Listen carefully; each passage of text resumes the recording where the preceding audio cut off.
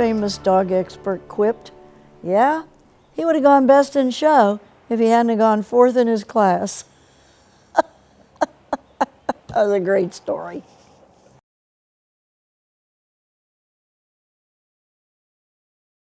When you consider that 100% of all the dogs you're ever going to see have one X chromosome, but only half of them have the Y chromosome, the males. So I say this, the male of the species can produce untold more numbers than the bitch. So he has the opportunity to influence more dogs in the breed, the stud dog does, than the bitch does. But she has the opportunity for greater genetic impact in each individual from her than the male does. When you're breeding and you're considering a given sire, try to see his dam, because every one of his daughters is going to get the X chromosome from his dam. One of her two X chromosomes, one of which she got from her dam, one of which she got from her sire's dam. And that's how it works. The bitch of the species can contribute far more to your breeding program when you're very selective than the dog can. She must have the right physical structure. I want her to be as near perfect as possible anatomically. For example, when you're breeding a square breed, breeders sometimes can be fooled. They look at a dog and say, well, this dog is square. Yeah, it is.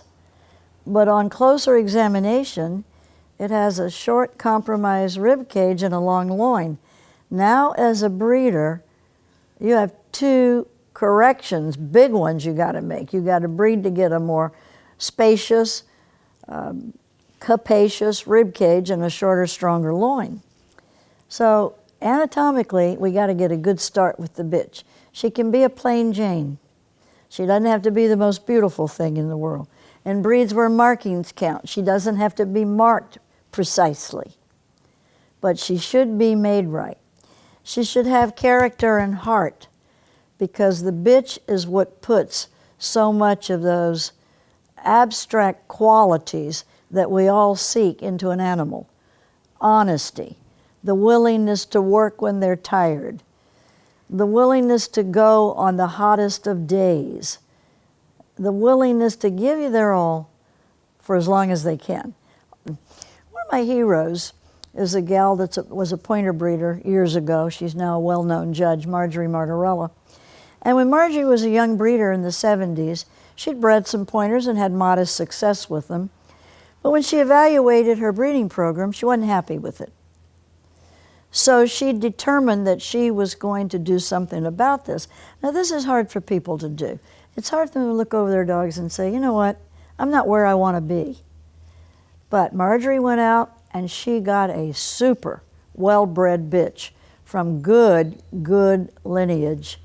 And that bitch became the dam of a Westminster Best in Show dog called Deputy. I want to say his name was Margetta's national acclaim. And she became the granddam and great-granddam of two pointer bitches that became top dog all breeds. That's a classic producer.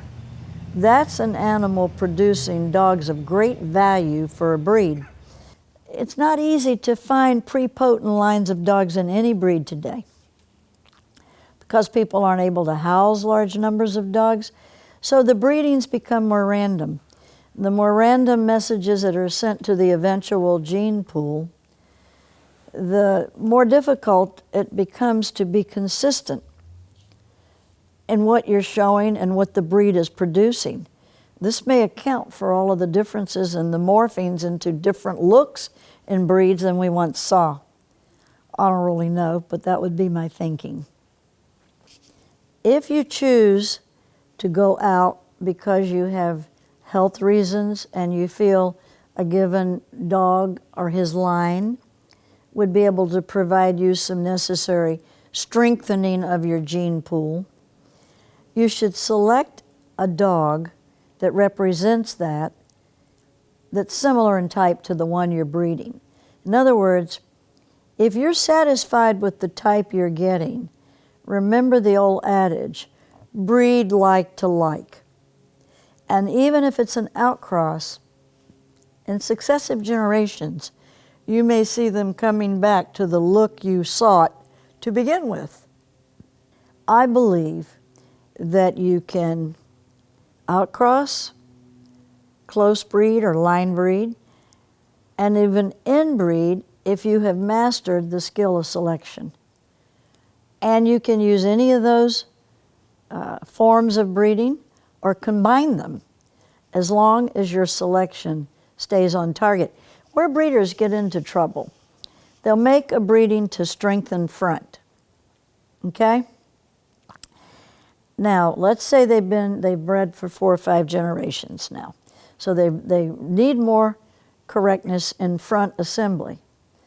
But a couple of the puppies in the litter that have great fronts are cowhocked. So now they get rid of those and they keep the ones that are similar to what they've always had, but they've introduced a problem that is not in their face all the time. It may not be on the front burner when they make their next breedings. When you're looking at that dog, you're not just evaluating that dog. What you're really evaluating is what you think your bitch to that dog will produce in the new next generation. It's all based on the one vital word, selection. And when you are selecting to breed, you're always in search of animals that are strong where your line is weak. And of course, a cardinal rule is to try to never double up on faults, because they'll come home to roost even when you don't double up on them. You get in a rut, and you might just stop yourself from improving your own lines because you're not able to see the virtues in other people's dogs. People have this, breeders often have this, shall we say, jaded vision of other people's dogs. All they see in other people's dogs are their faults. All they see in their own dogs are their virtues. You need to wear rose-colored glasses when you're looking at other people's stock, and jaded glasses when you're looking at your own. When I was young, many years ago, many decades ago, there were great kennels all over the country that housed 100 dogs. Those kind of people were in a position to establish lines. Sometimes great kennels would have 2 or 3 lines going on in their own kennel where they could breed them back and forth and create even a better, innovative line in the future that combined the best of all. I can understand people that are rather new and excited about the opportunity to breed to a big winner. There's nothing wrong with that, as long as the big winner has all the credentials that your particular bitch needs to have met. And if not, then maybe mistakes will be made that you can't get away from later.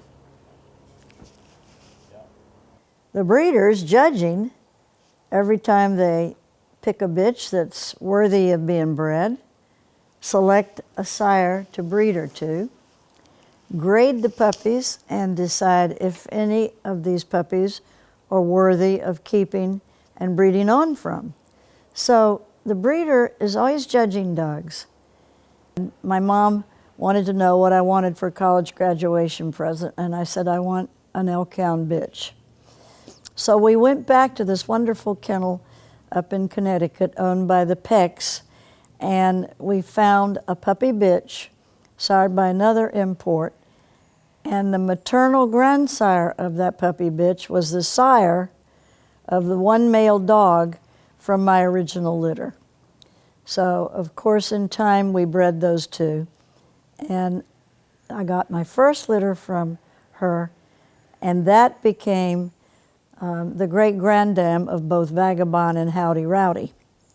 Having said that, the second time I bred the bitch, I went right back up there and bred to this Norwegian dog, who, by the way, was the first and only other Elkhound to win the group at Westminster. And he did that in 1959. And the ones that have won since then were all his descendants. So I would say for me that was a definitive breeding. And that produced some dogs that I considered a giant leap forward from my breeding program. And so, in my opinion, the first bitch was like a starter house for a young couple. You know, everything in the world goes wrong with it and you're living in a shoebox, okay? But she was one step towards the others. And the second bitch I got from up in the Peck's kennel, that bitch was the turning point and really the true foundation bitch for the 50 years since. Yeah. You know, that's what keeps breeders going, the pursuit of perfection. Obviously, you'll never achieve total perfection, but what keeps priming the pump is hoping you can get that one dog that combines every virtue, the best virtues and the best dogs over the years. And you hope it's in your next litter. That's the best dog I ever bred, the one I haven't got yet.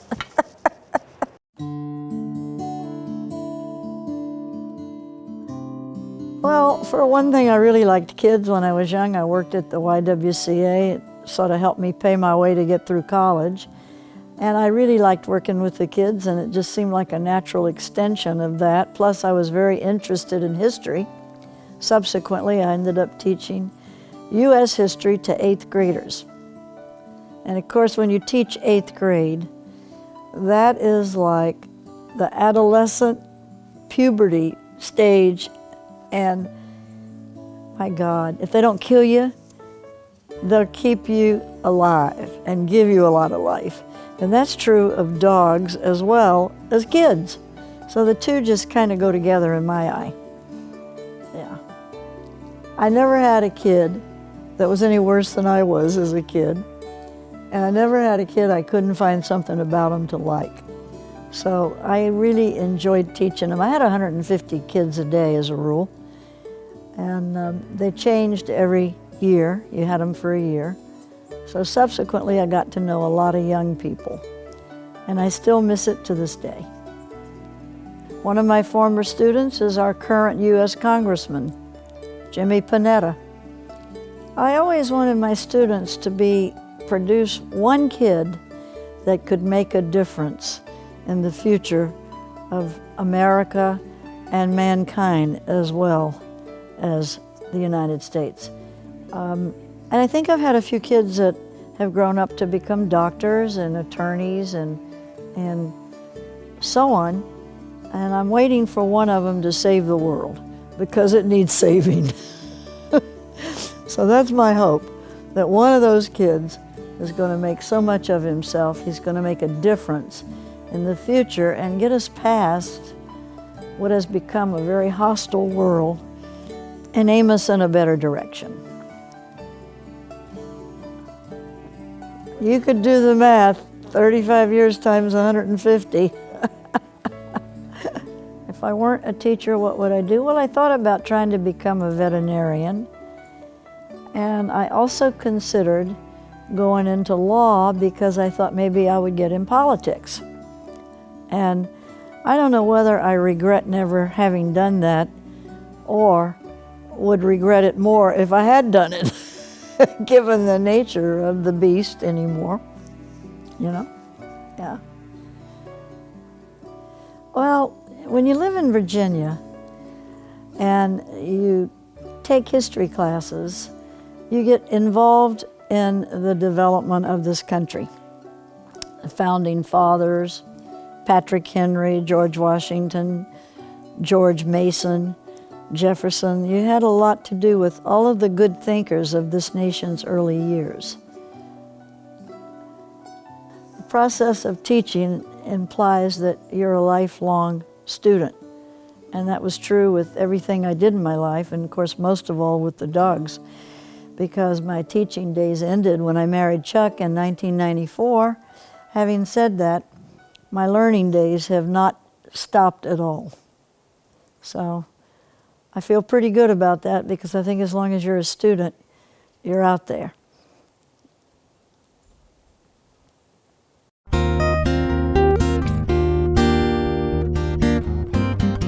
Well, I like to write. If there's ever a way to make money, I've never figured it out because my vocation was teaching school, and the administrators make money and the teachers don't. My avocation was raising Norwegian Elkhounds, who've never been able to sell as much as a designer dog can today, even the top ones. And then there was another avocation, writing. And Chuck figured out that I made about 5 cents an hour writing that book. But anyhow, the book I've written was Born to Win, and it came out in a second version 10 years or so ago. And it's about breeding and showing dogs. But you know, I used to when I would drive all night, I was a loner, I always drove by myself because not many people that lived in this area wanted to leave a dog show. Like San Diego, when it was benched, I'd get on the road maybe 8 o'clock and have that long 500-mile drive up. So most of the time I was by myself, and I would have thoughts, and I would, whenever I stopped to get gas or extra dogs, I'd write them down, and I threw them in a box. And after a while I had a lot of thoughts on the subject of breeding dogs and conditioning dogs, and you know, actually I was living a lot of it, but I mean, sometimes I would have a thought that I thought was a little more than what I might normally be doing. And so I just collected all of these notes, and then the day came when I tried to put them all together. And I didn't have enough of my work done to start judging the 7 breeds that they gave me. So subsequently I was home a lot, and I tried to string it all together, you know. And I came up with that book, Born to Win. I guess it took me the best part of 2 years. First of all, I didn't know how to use a computer. And obviously if I was teaching today, I would know how to use a computer. But at that time I didn't. And I was afraid it would interrupt my thought processes to try and start learning to use a computer at the same time that, you know, I was writing this book. So I did it on a typewriter. And when I got it all together into a manuscript, I had a friend of mine who was computer wise put it on a disc, and then we edited it from that before we sent it to the publishers, who of course re-edited it some more.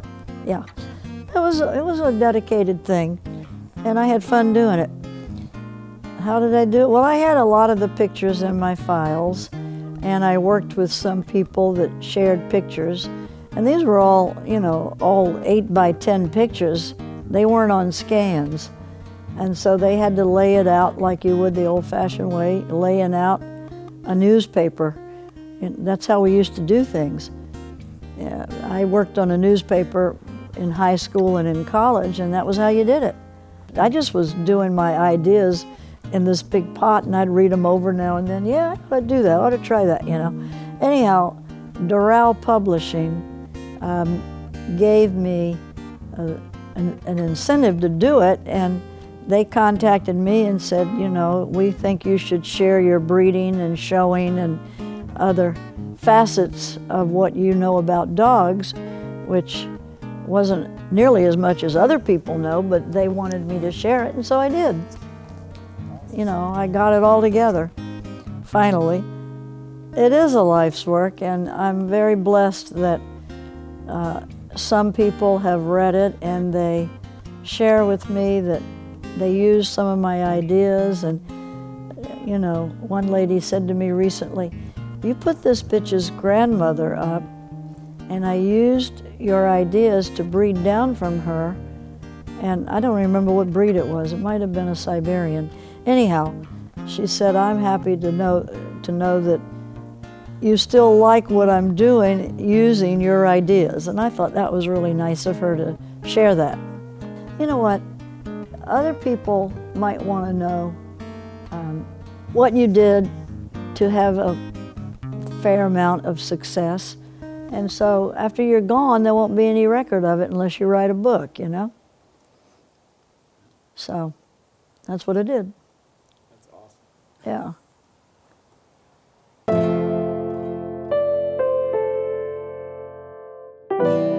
my first dog, 1947, was a cross between a Sheltie and a Chow. Someday I should show you a picture of it if I can find it. Because although it looked like a beige Sheltie, it had a blue tongue. It was a very interesting dog. And after that, about a year later, I got my cocker, and I started showing cockers and working with cockers. And then in 1949, I got a runt Elkhound puppy. This gentleman that showed Dobermans bred these Elkhounds for hunting dogs. He used them on bear in the Dismal Swamp. Had this large litter, and in those days, people sometimes put down too many puppies. And I said, oh no, you can't do that. So he gave me one. It was 12 hours old, and school happened to be out the previous week, so I was able to stay up night and day taking care of this puppy. And it became my first Elkhound foundation bitch. Not my best one, but my first one. We got a CD on her and a championship. So by the time the puppy was old enough to go to a puppy match where there would be, this is an interesting story because it was a really innocent time in our lives in America compared to today. There were no tunnels into my hometown area of Norfolk, Virginia Beach. Today all of that area has merged, a lot of it, into what's called Chesapeake. So in order to go to a puppy match by the Langley Kennel Club, which was being held at the Chamberlain Hotel, we had to get the ferry to go over. So I think my mother and father said, you know, this is a pretty good way to get rid of these kids for a day. So they took us down to the ferry, gave us, we had lunches with us and money to call home and money to buy anything else if we needed it, and put us on the ferry, and off we went. And the puppy match hotel site was like maybe a quarter to a half a mile from where the ferry landed. So we walked with the puppy and our little bag of grooming supplies and lunch up to the site of this puppy match. There were no other Elkhounds, so we won Best of Breed, and there were only 3 other hounds in the hound group, so we placed 4th in the group. And you would have thought I had really beat somebody. We were so happy. We had a ribbon that said Best of Breed, a ribbon that said 4th in the group. We were just as happy as if she'd beat somebody. So that was the start of my showing a Norwegian Elkhound. First time out, 4th in the group. You know, by now I'm teaching school, getting ready to start teaching school and everything, and I'm in my early 20s. And so I brought 2 puppies and the bitch I got as my college graduation present out to California with me and spent the summer with my friends in Carmel Valley. Well, I hadn't been here very long before I looked around. I said, I really like it out here. For one thing, it's summer, and the Monterey Peninsula is cool for the Elkhounds. And we had a lot of success with that bitch at the shows that summer. So they said, well, look, we've got all this room here. They had a teenage daughter, and they said, we have all this room. You could have this side of the place. We'll put up fences for the Elkhounds, because they had some acreage out in the valley. And so I stayed and got a job teaching. Yep. I had to have my parents ship me all my stuff. I loved the Monterey Peninsula from day one. But I love the beaches. I've spent my life jogging the dogs all around this peninsula. When people ask me if I play golf, no, but I spend a lot of time on the golf course running beside them, you know. Not so much running anymore, more a walk jog. But in the day, I knew all the golf courses well because I used to run them in the paths along them all the time. I had the cocker, and I worked with a lot of Dobermans, and my mentors were Doberman and cocker people and so on. So when I was a kid, I just showed dogs for everybody. You know, if you lived near me and you had a purebred dog, I'd knock on your door, can we show this dog? Here's an interesting thing, and this speaks for itself as far as an Elkhound goes. 3 of my best in show dogs were shown by professional handlers, all men. All 3 of those men asked to keep those dogs permanently, which tells you how that particular dog bonded with its handler. The most recent of those dogs was a dog Guy Fisher, who now works for AKC, had a dog called Air McNair, and his kids loved the dog and they wanted to keep it, and so they did. And the dog before that was Silver Shadow. Royce, that dog won 25 Best in Shows with Mike Scott. And Michael and that dog were a team. I brought that dog home after the garden when Michael retired him, and it wasn't long before Michelle kind of called me up and she said, "Would you consider letting Royce come back to live with us? Michael really misses him." It was like a boy and his dog, she said. Tim Gaines had shown the top of the mark dog, who is by Frozen Seaman, the Sarah Duffy, and Tim said, "You know, we would like to just keep this dog. He is our dog." So, you know, these dogs died with their handlers. I think that speaks to how well Elkhounds bond. It's my breed. It's been my breed since I was a child. I got into them. I got a breeding program going with them, and it's my breed. And they need people that are dedicated because there aren't very many people breeding them anymore. They really have become an endangered species. And my whole goal before I go to my happy hunting grounds, known as Valhalla, okay? My whole goal is to practice preservation of this breed for when I'm no longer able to do it. So we're hoping to achieve that. But they're my breed. I love everything about them. They're natural. You don't have to do anything to get the ears up. You don't have to do anything to the tail. You don't have to trim them or clip them or any of those things. They're just a natural breed. And they've always been a real athletic breed. And of course, I was very athletic when I was young. So we were a perfect match for each other.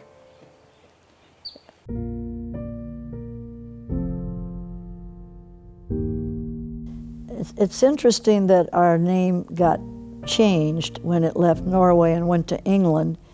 Elghund is the Norwegian name for moose dog, Elghund. But when the British first got the breed, and then when it came to the U.S., Elkhound was how it got interpreted. The breed's name is Norsk Gras Elghund, Norwegian gray moose dog. And the bottom line is, a lot of the dogs in our breeds, across the breeds, I mean, how many Ridgebacks ever see a lion? But we need to raise these dogs with the same concept that they were raised at before their job description became outdated. And I feel very strongly that we should encourage these dogs to be dogs and keep their original athletic ability, physical and mental and intuitive abilities they always have. One of the things that Elkhounds teach you really quickly is they are not machines. They are not going to perform the same way every time. They don't have the robotic mindset because they're dogs and they're independent dogs. And when they work in their ancient job description, they are free-thinking dogs. They are loose out there working, standing a 1,200-pound bull moose, all right? That's their job, and it requires independent free thinking to do it, you know? They use eye contact to hold the moose. The two things that fascinate a big moose about this little critter that's annoying them is the fact that the dogs are bouncing back and forth. That's why you want them short in loin, because that helps lateral movement. And the dogs are looking at them and barking at them. Now, if the dog works the moose too close, the moose is going to do one of two things. It's either going to charge the dog, and something's going to go wrong there, or it's going to take off. And there's not a dog in the world that can track down and run with a moose. A moose can travel 15 miles an hour forever. So that's always something we got to keep in mind. How do you keep these dogs pure? You got to start with good feet from the ground up. The right pad to take harsh, alternately freezing and thawing waters during the hunting season, over rock and hill and dale. If you don't have good feet, you don't have a start. Dogs are going to go lame at work. You have to have good running gear so the dog expends as little energy as possible while out on the trail. You have to have the correct harsh coat to resist bad and differing weather situations. Not a fluffy coat, not the prettiest coat, a coat that's made up of an undercoat and a harsh outer coat to shed all sorts of weather. Arctic weather can be tough on an animal, and if they're not given the natural ingredients to fight it, they're at a loss. You cannot hunt antlered game in North America with dogs, but you will learn when you are in close proximity to a breed year after year and so on, which dogs could stand up to the test. They're fearless, they have great courage, they have great instincts, and of course they're athletic, otherwise they could never track the game, much less stand it. I really like the Elkhounds because you didn't have to worry about grooming them every day, and you could romp through the woods with them and not have them come home with burrs and everything in their coats. And I was an athletic kid, and they were just dogs that satisfied my needs at the time.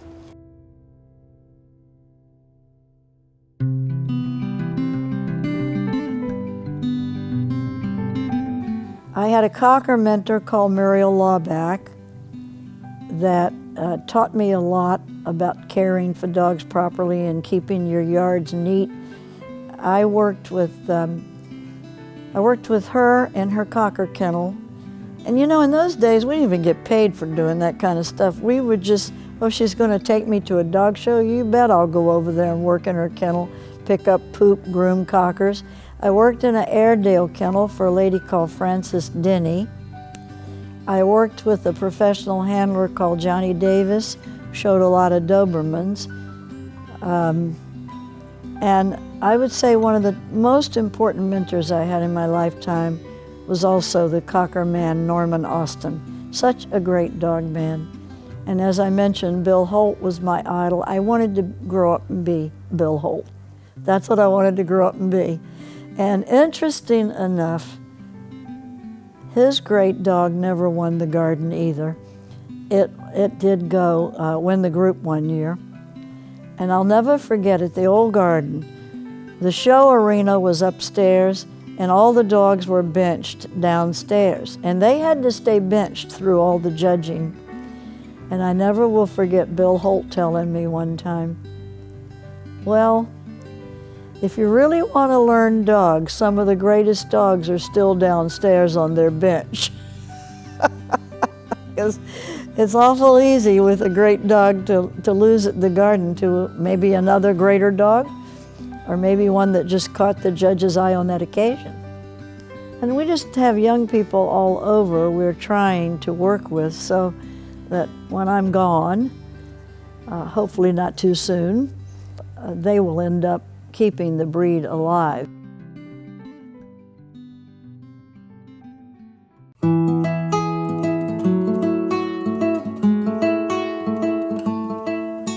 Well, I think the owner-handler is the best of all worlds. And I'll tell you why. You get to show your partner that you live with and you raised and you know its ancestors, so you know what to expect. For example, Duffy was such a clown that I anticipate having to work with these puppies early on so they don't get the upper hand on me. And start my puppies on lead with their mother, and they're following their mother and they don't even realize they're on lead, and so, you know, that kind of morphs into them becoming lead broken. Not all of them, but some of them will take to that pretty easily. My philosophy about a show dog is to raise the puppies the best you can in socializing them and everything else. I love teaching school because when I would referee soccer games, I'd run home, get the puppies, have each one of them on a lead, hand them to a kid that's on the sidelines and say, hang out with these puppies while I'm, running around doing soccer refereeing out on the field. But my philosophy is every pet is not a show dog, but every show dog's a pet. So every puppy, I try to raise it as both a pet and a show dog. For example, we had a puppy go to a home 3 days ago, a new home. And I have received daily, sometimes 3 times a day, reports on this puppy. I've gotten all these pictures of him with they have 2 teenage kids, with the teenage kids and their friends. All these, we don't know if this dog will grow up to be a show dog or not, but I can tell you he's already grown up to be a pet. So my philosophy is simple. You raise every dog as though it could be at home anywhere.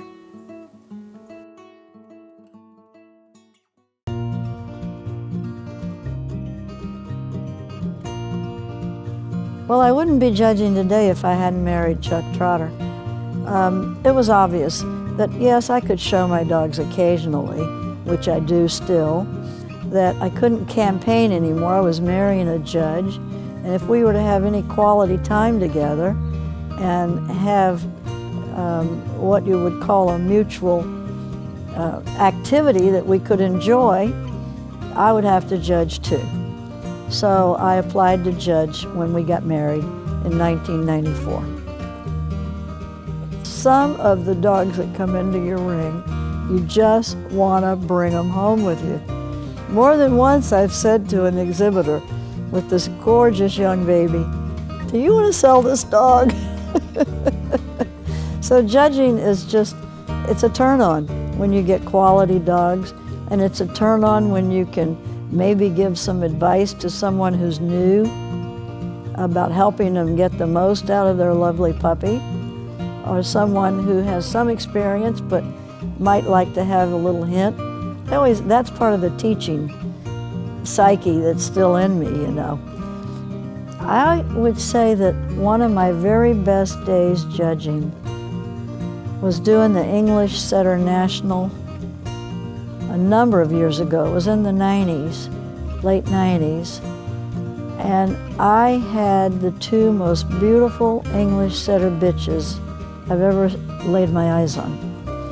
And as a child, one of my idols was a gentleman called Bill Holt, who bred and showed his own dog called Rock Falls Colonel to 100 best in shows.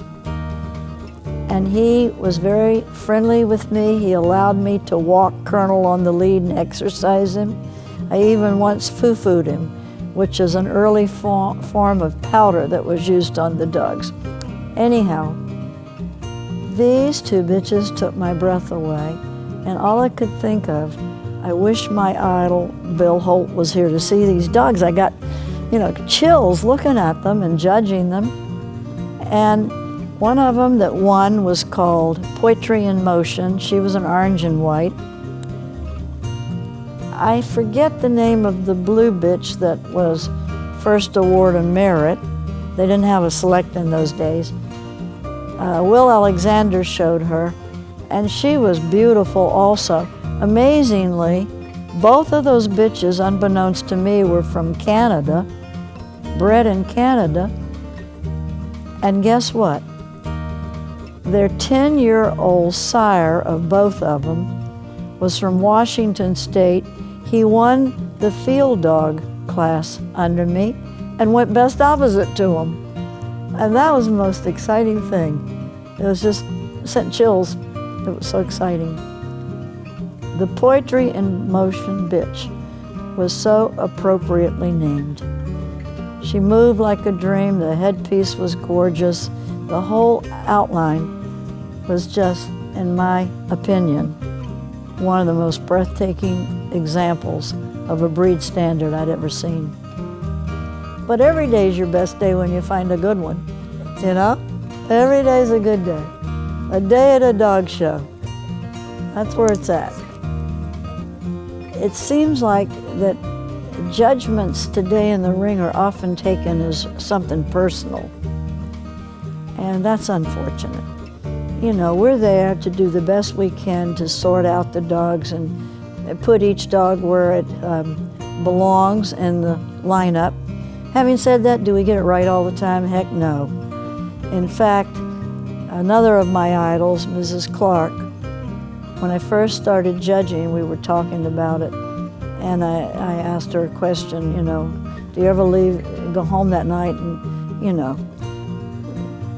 sort of obsess over you made a mistake? She said every judge ought to have at least one do-over a day. So you do get it wrong. Reduce the times you get it wrong as much as possible. Yeah.